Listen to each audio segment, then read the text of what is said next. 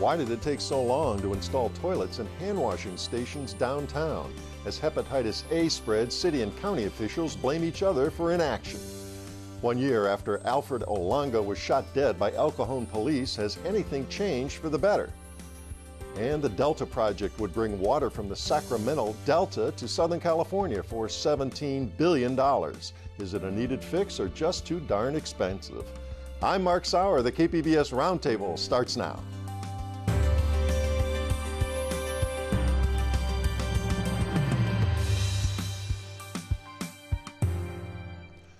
Welcome to our discussion of the week's top stories. I'm Mark Sauer, and joining me at the KPBS Roundtable today, watchdog reporter Jeff McDonald of the San Diego Union-Tribune. Hi, Jeff. Hello, Mark. Good to have you back again. Editor Seth Combs of San Diego City Beat. Hi, Seth. Hi there. Glad you're here today. KPBS Evening Edition anchor Ebony Monet. Hi, Ebony. Hello. Glad you're with us. And Eric Anderson, who covers business and the environment for KPBS. Hi, Eric. Hi, Mark. Glad you're here today. Well, excuse me, at least 17 people have died and hundreds more have been sickened by San Diego's hepatitis A outbreak.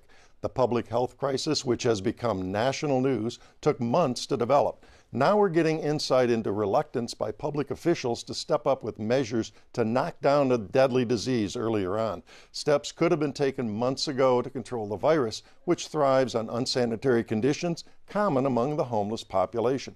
Jeff, tell us about this back and forth. What are they saying, these officials with the county and the city? Well, the city says it's the county's obligation to take care of the public health, that the county is the county's doctor, the county's public health doctor, and the city doesn't have its own public health department. So the county should take the lead addressing the hep outbreak.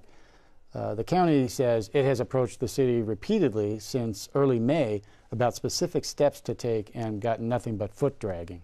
And a lot of this centers on blame being passed around with the installation of more toilets downtown and hand washing stations, and who's saying what? Why didn't that happen sooner? Why didn't that happen sooner? Well, as I say, the county says they pushed forward as early as May. The city resisted it for reasons that were not stated publicly in the records we've obtained.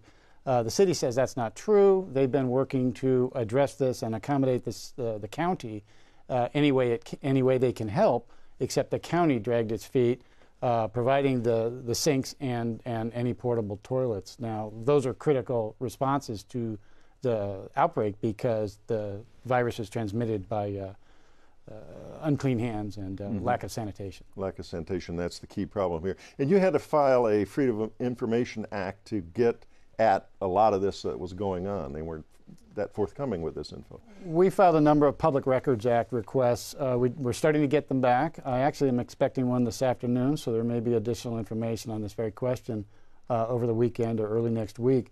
But yes, we got back maybe 80 pages, hundreds of emails to and from the city and county, none of which were any smoking gun documentation, but all of which show that there was a general lack of urgency on both sides to address this issue in a speedy, efficient way.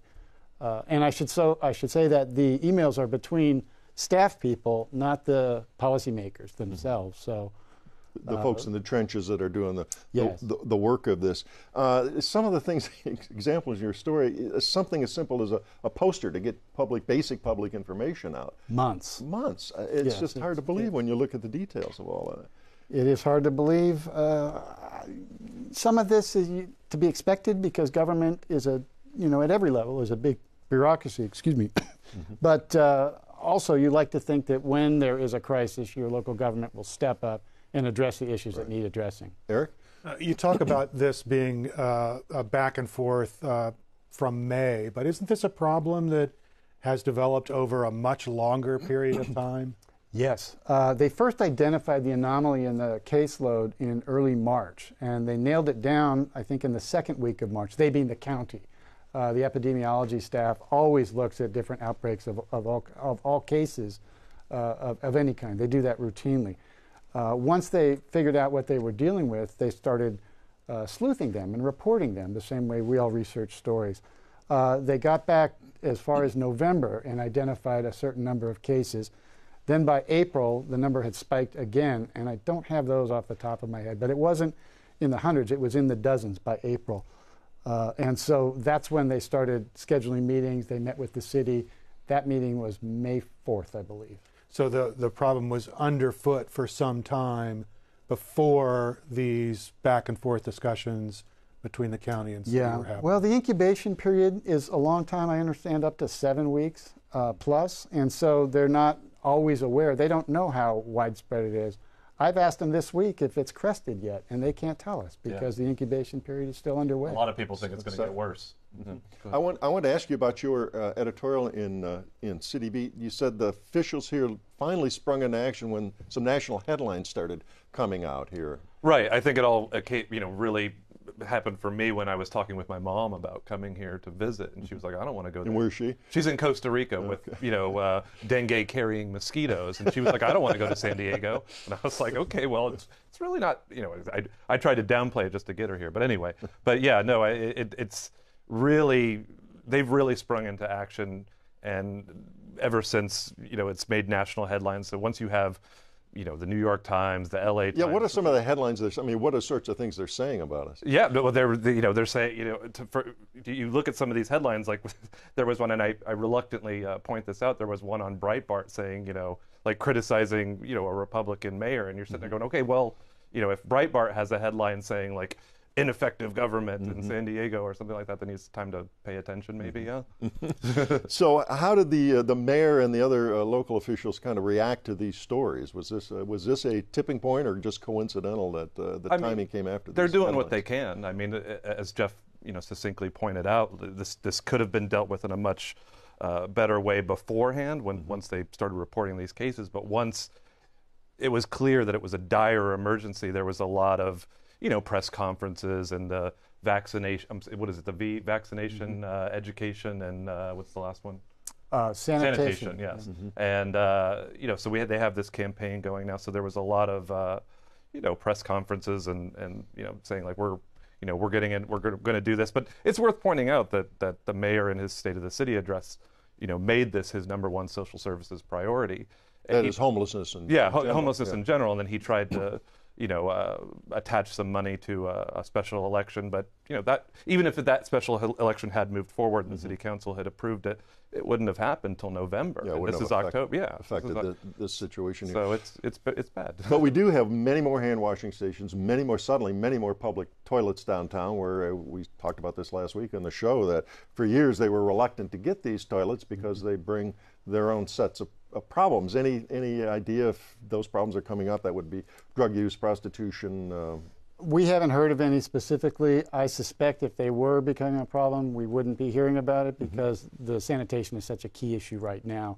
We'll have to wait and see how that shakes out. They've only been in place for like 2 weeks, maybe 3. Yeah, and I was just telling Jeff outside. There was a gentleman that contacted me. I'm reluctant to say his name because he went off the record, but he tweeted out to me.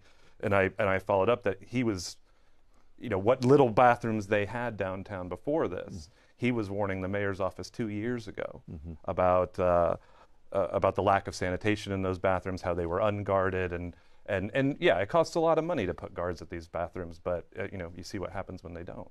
Yeah. Now, I wanted to, a point you had made, Seth, in your writing about this was that the Centers for Disease Control have kind of a common sense thing of do's and don'ts on this, and the city is kind of doing one of the don'ts. Well, listen, one of the main things that the Centers for Disease Control points out is that when you have an outbreak like this, one of the key things that you have to do is containment. You have to move I'm trying to put this in the most diplomatic way possible. You have to move that population together, and you don't want to spread them out. That's the key. You don't spread out the because the disease spreads when people spread. Exactly. So that's one of their main points. And to the mayor's office credit, they have talked to the Centers for Disease Control, but I'm still not exactly sure what it is that they're hoping to accomplish by displacing these people who may or may not have this infection across the entire city. And Jeff, the frustrating thing to a lot of people is in this country, this was a disease that was controlled. It was basically almost eradicated, right? And now so this is kind of a man-made problem here. In the 1990s, the federal government approved a vaccine, and it went from 15, 20, 30,000 cases a year over 20 years to less than 1,400 in 2015. So yes, to see 400, almost 500 cases in San Diego is a huge anomaly. So it's now, second largest since the 90s, right? I think so. Yeah. All right, a couple seconds left on this topic. I did want to kind of throw out: is this the kind of crisis that's out there and has got enough attention here locally and, as we've said, nationally, to maybe let Kevin Faulconer or city leaders come up with some sort of multi-billion-dollar plan to finally effectively deal with the overall homelessness problem? Is this the catalyst for that, maybe? One would hope. One would certainly hope, but we'll see. That's a lot of money, and no mayor has committed to addressing this problem in any serious way for decades. Yeah, because it would be multi-billion-dollar. Right, and it's also worth pointing out, like, once you get past the money that it's going to take to address this right now, how is this going to affect, long-term tourism dollars? Things that that we depend on to fund anything. Indirect effects on that. Well, certainly the story is got some ways to go here, and we'll be talking about it some more as we move on.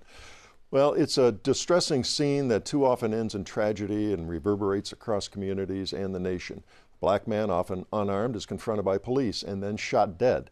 The scene played out in El Cajon 1 year ago this week. A lot has happened since the shooting of Alfred Olango, a native of Uganda, by an El Cajon police officer. Ebony, start with the basics of the story. What is known now a year out? So we go back to September 27th of 2016, and Alfred Olango, 38-year-old refugee, he's in El Cajon with his sister, and his sister calls police and says that he's not acting himself. He's very paranoid, sweating, thinks someone's following him, and police don't immediately respond. He leaves her apartment and is actually in downtown El Cajon, and other calls start coming in from witnesses who say that he's walking into traffic and with no regard to the cars coming at him. Once police finally arrive, it's about an hour from the time of the first call. The sister calls a total of 3 times. There is an encounter behind a taco shop inside of a strip mall in downtown El Cajon, and it proves to be fatal. He is shot 4 times, and a second officer actually uses non-lethal force, which is a taser. And it was determined, according to authorities, that he had his hands in his pockets, and he took a threatening stance and held a metal object that was later determined to be a vape pen.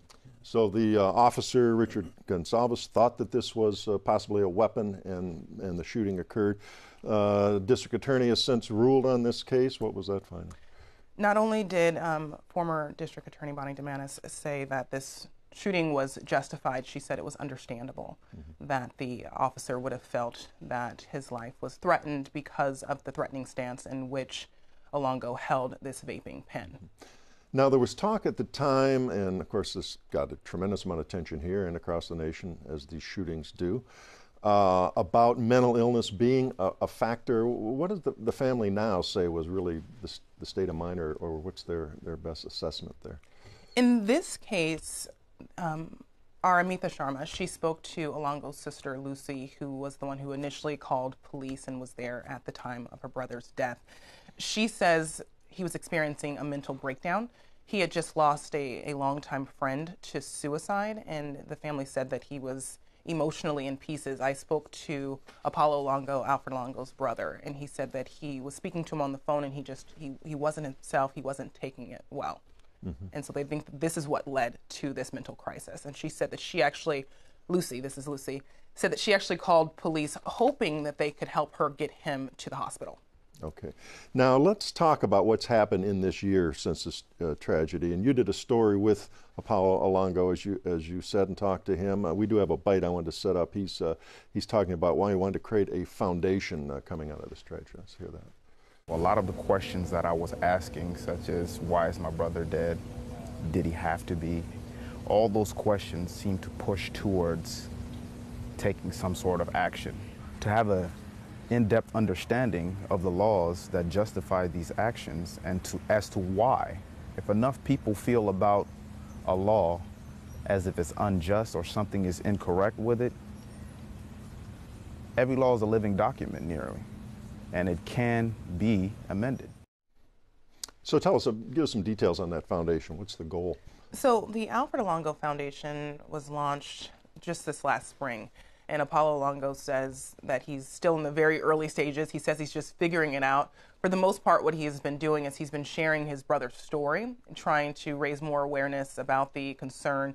He believes that had a PERT trained officer been there, that this would have all ended very differently. So, and remind us what PERT is. That's the specially trained folks who can deal with people with a mental crisis, and a confrontation like this. And they're trained to communicate with someone having a mental crisis. Okay. So he's saying that he thinks that this could have ended so differently and that this could have been avoided. And so what the foundation hopes to do is to gather data and research and see where there might be a problem and where there can be added training that could potentially de-escalate tense situations and preserve lives. And so he's been meeting with folks and sharing those stories. Eric? I'm just curious, I know that there were some questions about a police review panel in El Cajon. Has anything else changed in this year since he was shot and killed? Well, El Cajon still does not have the Citizens Review Panel, and that's one of the things that the foundation is advocating for. San Diego has one, National City has one as well. But no, we still have the same amount of PERT officers, there's 51 PERT teams in the county, and that has not changed. And in this case, that PERT team was tied up. It's also worth pointing out that a grand jury recommended to the El Cajon City Council that they have these citizen review boards 2 months before, I think it was 2 months before the shooting. And it's funny because it's not funny, but the elections happened shortly after, and everybody who was elected to those 2 or 3 empty seats on the city council was all against the citizen review panels. So I don't see it changing anytime soon. Well, I wanted to ask, excuse me, about Apollo Olango's push here, as we say, to get more awareness, more training. What's the El Cajon police reaction to that? Are they amenable to that idea? So we reached out to the police department, we reached out to the mayor's office, and because of pending litigation, they decided not to take part in our reports. So it's not clear what the response would be about the foundation or the goals of the foundation. And what about community reaction in the meantime, in the years since then? People you've spoken with, they say is the foundation some ray of light perhaps out of this tragedy, or is much changed at all? Well, ideally, with the foundation, they backed a bill, and the bill would have allowed for the police department actually to have the officer-involved shooting to be investigated by the state attorney general's office, and then that bill was revised to be investigated by the Department of Justice, and that bill did not even make it out of committee. So at this point, there are some efforts being made to make sure that there's oversight when there becomes a situation where there's an officer-involved shooting and there's not much confidence from the community that it's going to be investigated thoroughly internally. This is the bill in the state Senate? Yes. Yeah. Now, the last question on this, is there civil litigation involved in this case that's moving forward? Yes, there are pending lawsuits. Lucy Olango is suing, as well as Alfred Olango, father of 2 and a husband. His wife has a suit as well. His father has a suit. So multiple members of Olango's family have filed suit, and they're claiming excessive force and as well as negligence on the part of the officer, because Lucy Olango insists that when the officer arrived, she told him, as well as telling the dispatcher over the phone, that he was unarmed. All right, well, we'll see what happens going forward and follow up on that civil litigation. Well, there's an adage often attributed to Mark Twain: whiskey is for drinking, water is for fighting over. Well, nothing sets up a good battle like a $17 billion proposal involving water distribution in California. Eric, give us an outline of this tunnel project that we're talking about here and the $17 billion price tag. Well, it came about in part because many of the state's water contractors, people who get water from the State Water Project, were concerned that the conditions involving the Delta smelt and the salmon population in the Sacramento Delta were limiting their ability to draw water. And what they did was they looked at the situation and said, maybe what we can do is move where that water comes from. There's currently an intake at the bottom of the Delta, the southern end of the Delta, that is strong enough to reverse tidal flows, just to give you an idea of how much water it can draw in and the strength it has. And what they suggest is maybe we could move some intakes north of the Delta along the Sacramento River, where that fresh water is coming out of the mountains.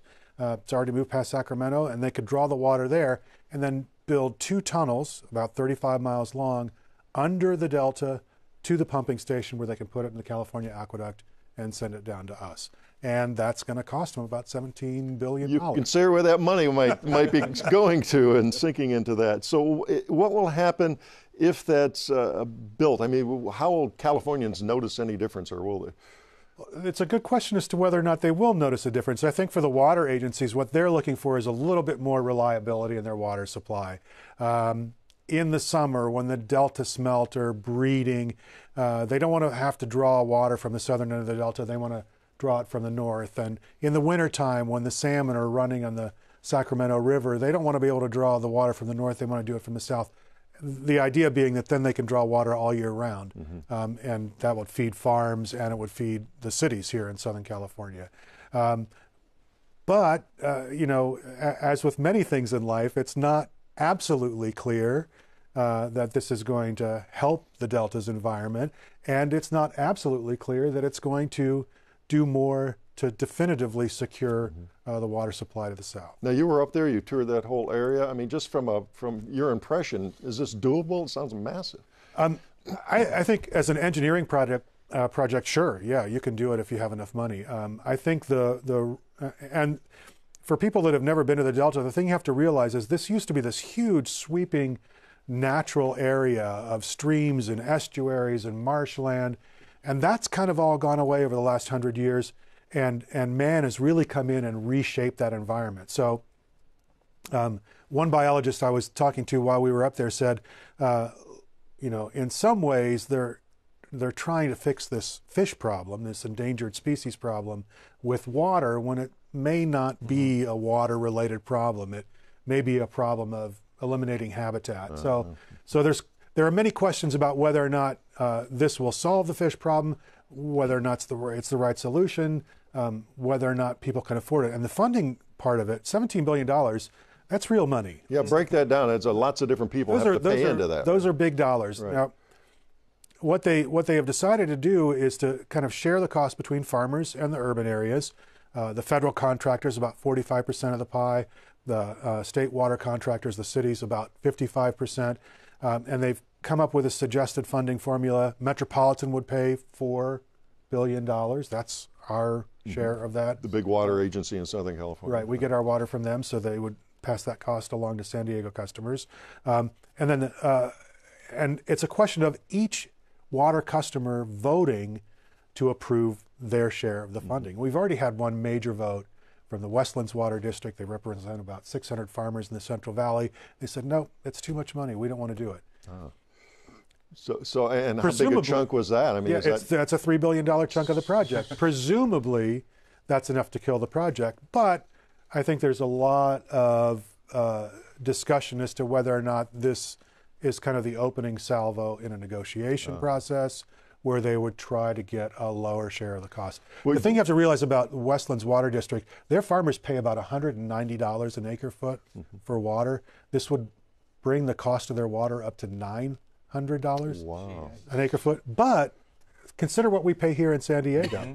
You know, for the desalinated water that comes out of the Carlsbad plant, we're paying around $2,200 an acre foot. Much more. Our regular water that we import from Met is up around $1,600 an acre foot. Jeff, I want to get to your question in just a second, but I have a bite here from Dennis Cushman of the San Diego County Water Authority talking about how up in the air this all is, and we'll come right back to you. Those assumptions are the state water contractors, generally our urban customers, will pay 55% of the costs. The federal contractors, who are generally agricultural customers, will pay 45% of the costs. But those are assumptions. Those aren't agreements. Those aren't signed commitments by anybody. So still a long way away from details on this. I Jeff? just wonder how the rate base can continue going. Water rates have been going up for years, and regular people struggle to pay the water bill. I know mine's gone up probably threefold in the last decade or so. Sure, and what they're talking about here is 2 to 3. They try to put the best spin on it possible. If Metropolitan decides to support it up to $4 billion, you're talking about a $2 to $3 increase, but per month, per average person, over the life of the bond sale that they're presumably going to have. So it's over 40 to 50 years, potentially. But the thing you have to realize is San Diegans are also going to be paying for the Pure Water Project, which is a $3 billion project. That's going to be tacked onto the water bills. The cost of desalinated water is going to go up over the life of that contract. It's going to be so there's a lot of pressure on water bills here. The big question I think that's still out there is whether or not they're going to have enough people sign on to make this project go.